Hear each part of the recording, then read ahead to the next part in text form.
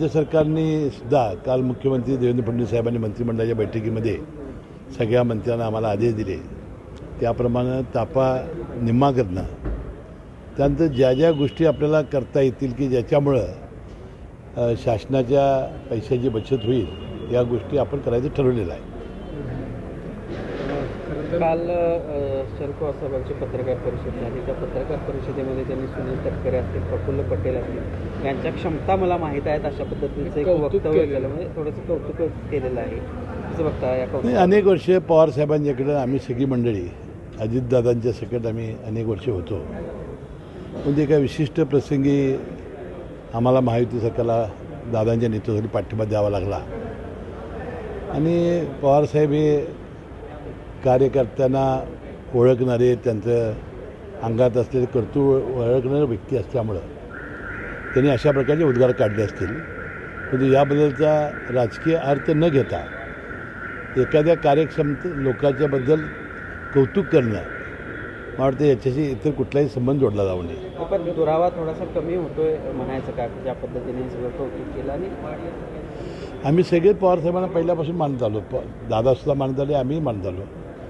आम्ही कधी पवारसाहेबांचा ज्येष्ठत्वाचा आणि त्यांनी आजपर्यंत केलेलं राज्यामध्ये देशातलं काम हे कधी नाकारू शकत नाही. पवारसाहेबांनी पुन्हा एकदा म्हटलेलं आहे की ज्या काही दोन्ही राष्ट्रवादी एकत्र येण्यासंदर्भातल्या ज्या चर्चा होत्या त्या अजितदादा आणि जयंत पाटील हे करत होते, मात्र जी घटना घडल्या अजितदादांच्या बद्दल त्याच्यानंतर सगळं स्टॉप झालं. नाही, हे खरं आहे की जिल्हा परिषदेच्या निवडणुकीच्या पूर्वी दादाने मलाही सांगितलं होतं की आपल्याला या निवडणुकीनंतर एकत्र यायचं आहे आणि त्याप्रमाणे त्यांनी आमच्या जिल्ह्यामध्ये सुद्धा चंदगडला सुद्धा नंदाताई बाबुळकरांना त्यांनी फोन केला, राजेश पाटलांनी फोन केला आणि ज्या ज्या ठिकाणी राज्यात एकत्र लढण्याची आणि एका चिन्हावर, घड्याळ चिन्हावर लढण्याची ज्या ज्या ठिकाणी शक्यता होती त्या त्या ठिकाणी सगळ्या ठिकाणी त्यांनी ते प्रयत्न केलेले होते. परंतु दुर्दैवाने 28 जानेवारीला त्यांचा दुर्दैवी अपघाती मृत्यू झाला आणि नंतरचं सगळं चित्र पालटलं आपण सगळ्यांनी पाहिलेलं आहे. खरं तर 2 दिवस पुन्हा ती चर्चा आलेली आहे की तटकरे असतील किंवा प्रफुल्ल पटेल 22 आमदारांनी घेऊन वेगळा गट करण्याची शक्यता नाही, अजिबात तसं होणार नाही. सुनेत्रा पवार वहिनींच्या मागं आम्ही सगळे 41 आमदार खंबीरपणे आहोत. तटकरे साहेब, प्रफुल्ल पटेल साहेब, भुजबळ साहेब हे सगळे नेते मंडळी आम्ही सगळे आहोत.